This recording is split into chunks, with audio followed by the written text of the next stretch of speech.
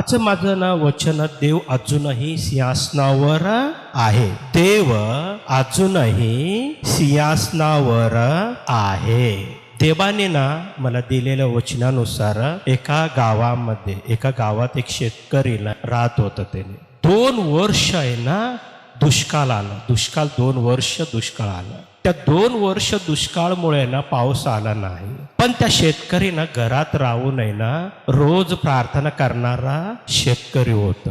त्या गावात असलेल्या सर्व लोकांनी म्हटलं, आता 2 वर्ष झालं, आता पाऊस येत नाही, आपल्याला अजून अनेक समस्या येणार आहे. म्हणून आहे ना सर्वजण शेतकरी मिळून जेव्हा बोलत होतं, पण ते गावात असलेल्या ना नेहमी प्रार्थना करणारा त्या शेतकऱ्यांनी ना येशू ख्रिस्तावर विश्वास ठेवलेला व्यक्ती रोज प्रार्थना करत होतं. रोज प्रार्थना परमेश्वरासमोर आहे ना प्रार्थना करणार. पण आता शेती ना 2 वर्ष झाला पाऊस आला नाही. दुष्काळाची परिस्थिती असल्यामुळे, पाऊस नसल्यामुळे ना आता शेतकऱ्यांना पीक नसल्यामुळे त्यांची कर्ज वाढत होतं. त्याची कर्ज आणलेल्या सर्व पैशाची कर्ज वाढत होतं आणि कठीण परिस्थिती राहत असताना ना पण त्या शेतकऱ्यांनी रोज प्रार्थना करायचं. बाकीच्या सर्व शेतकऱ्यांनी विचारलं त्या व्यक्तीला की तू एवढं कुठलाही टेन्शनमध्ये न राहता तू समाधानामध्ये रोज दिसतो तू. म्हणल्यावर मी प्रभू येशू ख्रिस्ताला प्रार्थना करत असतो आणि रोज प्रार्थना करायला. तेव्हा त्यांनी प्रार्थना केल्यावर 3ऱ्या वर्षी ना भरपूर पाऊस आला. त्याला पाऊस आल्यावर आहे ना त्याची प्रार्थना परमेश्वराने ऐकून त्या वर्षी त्याला येशू ख्रिस्त नावामध्ये आहे ना 100 पट पीक मिळालेलं आहे. हालेलुया. 100 पट पीक मिळालं. त्याच्या अगोदर आहे ना त्यांनी ना जेव्हा शेतात पेरलेले सर्व दुष्काळामुळे ना पाणी नसल्यामुळे, पाऊस नसल्यामुळे ना सर्व शेती आहे ना ते वाळून जात होतं. पण परमेश्वराला प्रार्थना करणारा आता शेतकरीने ना येशू ख्रिस्त नावामध्ये जेव्हा विश्वासाने प्रार्थना केलं, परमेश्वराने 3ऱ्या वर्षी भरपूर पाऊस पाडलं आणि त्या शेतकरीच्या ना शेतामध्ये 100 पट पीक मिळालं. परमेश्वर त्या शेतकऱ्याला आशीर्वादित केल्यावर बाकीचे सर्व शेतकरी येऊन त्याला विचारलं, तू एवढा आनंदामध्ये आहे म्हणलं तर त्या शेतकरी म्हणतात, देव अजूनही सिंहासनावर आहे, आपण सर्वजण त्याच्यावर विश्वास ठेवायला पाहिजे. हालेलुया. त्या शेतकरी म्हटलं काय, देव अजूनही सिंहासनावर आहे, आपण त्यांच्यावर विश्वास ठेवायला पाहिजे. म्हणलं तर आहे ना बाकीचं सर्व शेतकरी आश्चर्य झालं. सर्व शेतकऱ्यांनी ना परमेश्वराची धन्यवाद केलं. जसं शेतकऱ्याच्या जीवनामध्ये घडलेलं आहे तसं परमेश्वराकडे येणारा प्रत्येक व्यक्तीच्या जीवनामध्ये अनेक वेळानं संकट राहत असतात, अनेक समस्या राहत असतात. एक जीवन असं राहतात की एक वर्षभर आहे ना आपल्या जीवनात एकही आशीर्वाद दिसत नाही. 2 वर्ष आपल्या जीवनात आहे ना एकही आशीर्वाद दिसत नाही. एक जीवन असं राहतं की एकदा ना की आपल्या जीवनात पण एक दुष्काळासारखं जीवन राहत असतं. कारण जेव्हा परमेश्वरावर आपण विश्वास ठेवणारा देवाचे लेकरं असू द्या किंवा जगातलं लोक पण असलं तरी पण परमेश्वरावर विश्वास ठेवायला पाहिजे. पण एक व्यक्तीच्या कुटुंबामध्ये पण कठीण परिस्थिती राहत असतात, अनेक समस्यांनी त्यांचे जीवन राहत असतात, कुटुंब पण अनेक समस्यामध्ये राहत असतात. तेव्हा त्या समस्यामध्ये राहणारा कुटुंब, त्या समस्यामध्ये राहणारा त्या व्यक्तीने ना अविश्वास आणून आहे ना स्वतःच्या जीवनात अविश्वास आणून अनेक वेळा जीवन संपवण्यासाठी प्रयत्न करत असतात. पण त्या शेतकऱ्याने ना 2 वर्ष दुष्काळ आला तरी पण परमेश्वरावर विश्वास ठेवून प्रार्थना केलं. 3ऱ्या वर्षी त्या शेतकऱ्याला 100 पट पीक मिळालं. जेव्हा आपण विश्वास ठेवतो परमेश्वरावर, जेव्हा प्रारंभामध्ये जे विश्वास आहे ते विश्वास आपल्या जीवनात आहे ना शेवटपर्यंत राहिला पाहिजे. म्हणून योब पण आहे ना परमेश्वरावर आहे ना जेव्हा परमेश्वर आशीर्वाद देत असताना योबाने परमेश्वरावर विश्वास ठेवलं. त्याचा विश्वास, परमेश्वरावर असलेला विश्वास शेवटपर्यंत आहे ना राहत होतं. पण योबाची बायको म्हणलं, संकट काळात आहे ना योबाची बायको म्हणतात, तू परमेश्वराला निंदा कर आणि मरून जा म्हणलं योबाची बायको. पण योब तसं बायकोचं शब्द ऐकून नाही ना परमेश्वराला निंदा केलं नाही.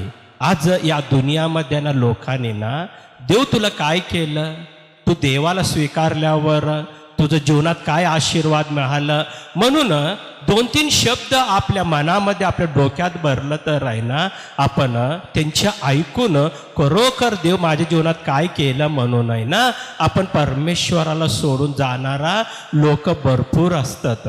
पण देवाने ना एकदा आपल्या जीवनात असं पण परीक्षा पाहू शकतात की तुम्ही उभा राहणार का नाही. योबच्या जीवनामध्ये पण तसंच घडलेलं आहे. प्रारंभामध्ये त्याच्या जीवनात अनेक आशीर्वाद राहत होतं, कुटुंबामध्ये पण आहे ना समृद्धी राहत होतं. परमेश्वराचे वचन म्हणतात योबच्या जीवनामध्ये योबचे ना सर्व आताला ना परमेश्वराने आशीर्वाद केलं, त्याचे धन वाढत होतं म्हणलं परमेश्वराच्या वचनानुसार. पण अचानकच त्याच्या जीवनात आहे ना जे संकट आलं, ते संकट काळामध्ये ज्या समस्यामध्ये राहत होतं योबने, तेव्हा योब कधीही परमेश्वराला अविश्वास दाखवला नाही आणि परमेश्वरावर निंदा केलं नाही. योबची बायकोला ना परमेश्वरावर अविश्वास येऊन आणि परमेश्वरावर निंदा करण्यासाठी योबला म्हणतात तू देवाला निंदा कर आणि मरून जा म्हणतात. देव तुला काय केलं म्हणून सांगणार लोक. तू लग्न केलं, 10 वर्ष झालं तुला संतान झाला नाही अजून, तुझं देव तुला संतान देत नाही का असं पण म्हणणारं लोक राहत असतात. एवढं वर्ष झालं तुझं लग्न होत नाही, तुझं देव तुला लग्न करत नाही का म्हणून प्रश्न करणारा या दुनियामध्ये ना हजारो लोक आपल्या समोर येत असतात. तू नेहमी आजारी राहतो, तू नेहमी तुझं शरीरात तकवा राहतात, तुझं देव तुला बरं करत नाही का म्हणणारा लोक पण या दुनियात राहत असतात. असं म्हणणारे लोक भरपूर आहे. योबची बायको सारखा म्हणणार लोक. पण त्या शेतकऱ्याला पण असं ना म्हणत असेल लोकांनी की आपलं जीवन कसं होणार, पुढचं जीवन. 2 वर्ष त्याच्या जीवनात अनेक संकट, अनेक समस्या.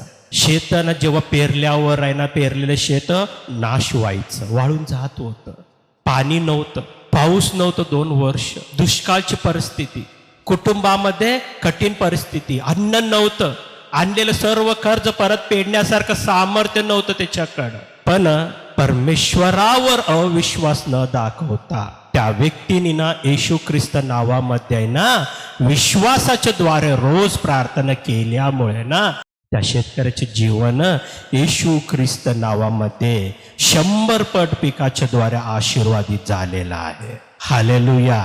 परमेश्वर म्हणतात तुझ्या जीवनात पण आहे ना येशू ख्रिस्त नावामध्ये आशीर्वाद येणार. हालेलुया. तुला लोकांनी अविश्वास दाखवण्यासाठी सांगितलं तरी पण तुझ्या मनामध्ये काय आहे परमेश्वर तेही पाहत असतं. तुझ्या हृदयामध्ये काय आहे परमेश्वर ते पाहत असतं. तू विश्वासामध्ये आहे का किंवा अविश्वासामध्ये आहे? लोक सांगितलेल्या शब्दाकडे तुझं तू आकर्षित होत आहे का किंवा तुझ्या मनाच्या द्वारे जे विश्वास आहे त्या विश्वासाच्या द्वारे तू परमेश्वराला तू प्रार्थना करून धन्यवाद करत आहे. हालेलुया. जेव्हा तू परमेश्वरावर विश्वास ठेवून त्या शेतकऱ्याप्रमाणे तू रोज प्रार्थना केल्यावर परमेश्वर म्हणतात मी तुझ्या जीवनात आशीर्वादाचा वर्षाव करणार आहे. हालेलुया. आशीर्वादाचा वर्षाव तुझ्यावर, तुझ्या कुटुंबावर. योबला ना शेवटला ना परमेश्वराने योबची संकट संपल्यावर आहे ना परत योब प्रार्थना केल्यावर त्यानं दुप्पट आशीर्वाद मिळाला. योबला दुप्पट आशीर्वाद मिळालं. तसं परमेश्वर म्हणतात तुझ्या जीवनात असलेले सर्व संकट येशू ख्रिस्त नावामध्ये दूर करून मी तुला दुप्पट आशीर्वाद देणारा परमेश्वर प्रभू येशू ख्रिस्त आहे म्हणलं. हालेलुया. म्हणून परमेश्वराची म्हणणं तू संकटामध्ये उभा राहा, सर्व परिस्थितीमध्ये तू उभा राहा, कधीही पडू नको म्हणतात परमेश्वराने. सर्व परिस्थितीमध्ये मी तुझ्या सोबत राहणार आहे. तुला कोणीही सोडून गेलं तरी पण मी तुला सोडणार नाही, टाकणार नाही. हालेलुया. परमेश्वर कधीही आपल्याला सोडणार नाही. संकट काळामध्ये परमेश्वर आपल्या सोबतच राहणारा प्रभू येशू ख्रिस्त. हालेलुया. म्हणून परमेश्वराची वचनानुसार जेव्हा आपण पाहत असताना की देवाची वचन स्तोत्रसंहिता 103 आणि 19 वचन प्रमाणे जेव्हा पाहतो आपण, परमेश्वराने आपले सिंहासन आकाशात स्थापले आहे, त्याचे राज्य सर्वावर आहे. हालेलुया. परमेश्वर स्वर्गात सिंहासनावर बसलेला आहे आणि त्याचे राज्य सर्वावर आहे. असं एक पण व्यक्तीवर नाही की ना परमेश्वराचे राज्य नाही. या जगामध्ये एक पण व्यक्ती नाही, सर्व मनुष्यावर आहे ना त्याचे राज्य आहे. हालेलुया. सर्व या सृष्टीवर त्याचे राज्य आहे. आकाशामध्ये त्याचे राज्य आहे, पृथ्वीवर पण त्याचे राज्य आहे. म्हणून परमेश्वर म्हणतात, सिंहासनावर बसलेल्या परमेश्वरांनी आज तुझ्याकडे पाहत आहे. परमेश्वराने माझ्याकडे कोणी पाहत नाही म्हणून आहे ना तू अनेक वेळा तू निराश होत असतो. तू एकटा असताना तू निराश होतो की माझ्याकडे कोणीही पाहत नाही, माझ्याकडे कोणी पाहत नाही, माझ्यावर कोणी प्रेम करत नाही, मला कोणीही जवळ करत नाही आणि मला कोणीही बोलवत पण नाही. असं अनेक वेळा तुझ्या मनामध्ये विचार येऊन तू स्वतःहून तूच रडत रडत आहे ना तुझं जीवन असंच राहणार का म्हणून तू चिंतेमध्ये बसतो. पण परमेश्वर म्हणतात की तुझ्यावर माझं राज्य आहे म्हणून माझे डोळे तुझ्याकडे पाहत आहे. हालेलुया. तू कोणी पण तुझ्याकडे पाहिलं न पाहिलं तरी पण तुझ्याकडं तुझ्या कुटुंबाकडे कोणी पाहिलं न पाहिलं, कोणीही चांगला म्हटलं नाही म्हटलं तरी पण परमेश्वर म्हणतात माझे डोळे तुझ्याकडे पाहत आहे. मी तुला सर्व संकटापासून दूर करून येशू ख्रिस्त नावामध्ये मी तुला आशीर्वादित करणारा परमेश्वर प्रभू येशू ख्रिस्त मी तुझ्या सोबत आहे. तू एकटा असताना पण परमेश्वर म्हणतात मी तुझ्या बरोबर राहणार. तू कधीही एकटा राहणार नाही. तुला अनेक वेळा विचार येत असतात की मी एकटा आहे म्हणून. तू कधी पण एकटा राहणार नाही. कोण तुझ्या सोबत म्हणलं तर प्रभू येशू ख्रिस्त. हालेलुया. परमेश्वर तुझ्या सोबत आहे. देवाची वचन सांगतात आपल्याला. पहिला इतिहास 29 अध्याय 11 वचन पाहू एकदा आपण. हे परमेश्वरा, महिमा, पराक्रम, शोभा, विजय व वैभव ही तुझीच.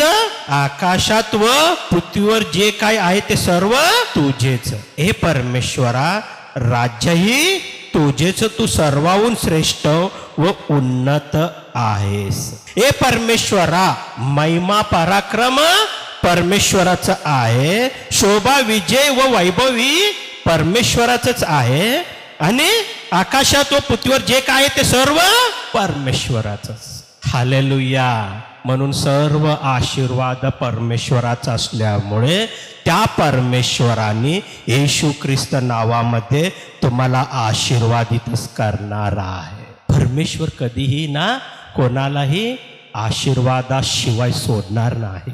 जेव्हा तुम्ही परमेश्वराकडे येत असतात तेव्हा परमेश्वर तुम्हाला येशू ख्रिस्त नावामध्ये आशीर्वादितच करणार. म्हणून परमेश्वराचा आशीर्वाद तुमच्या जीवनामध्ये राहण्यासाठी तुम्ही रोज परमेश्वरासमोर आहे ना प्रार्थना करा. संकट काळी पण प्रार्थना करा, आशीर्वाद असताना पण प्रार्थना करा. जेव्हा तुमचा प्रार्थना, तुमचा विश्वास येशू ख्रिस्त नावामध्ये परमेश्वराने तुम्हाला आशीर्वादितच करणार आहे. या आशीर्वाद मिळण्यासाठी आपण सर्वजण डोळे बंद करू, प्रार्थना करू. पवित्र पवित्र सेनाधीश परमेश्वर येशू बाप्पा, मी तुला धन्यवाद करतो. तुला महिमानी गौरव करत असताना तुझ्या सर्व लेकरांना येशू ख्रिस्त नावामध्ये आशीर्वादित कर. दिलेलं बाप्पा तुझ्या सेवकाच्या द्वारे बोललेल्या वचनानुसार तुझ्या सर्व लेकरं येशू ख्रिस्त नावामध्ये आशीर्वादित करून सर्वांवर तुझ्या कृपा दाखवून बाप्पा तू स्वर्गीय सिंहासनावर बसलेला परमेश्वर आहेस. तुझ्या लेकरांना आशीर्वादित करणारा परमेश्वर तूच आहेस. तुझ्या लेकरांचे जीवन आशीर्वादामध्ये बदल कर, महिमेमय बदल कर बाप्पा. सर्व गोष्टीमध्ये तू आशीर्वादित देऊन त्यांना सर्वांना आरोग्य दे. संकट दूर कर, समस्या दूर कर बाप्पा, रोग दूर कर बाप्पा, दुःख काढून टाक आणि सर्वांच्या जीवनामध्ये येशू ख्रिस्त नावामध्ये आशीर्वादित कर. आशीर्वादाचा वर्षाव तुझ्या लेकरावर होत असताना महिमानी गौरव कर म्हणून येशू ख्रिस्त नावामध्ये मागतो. आमेन.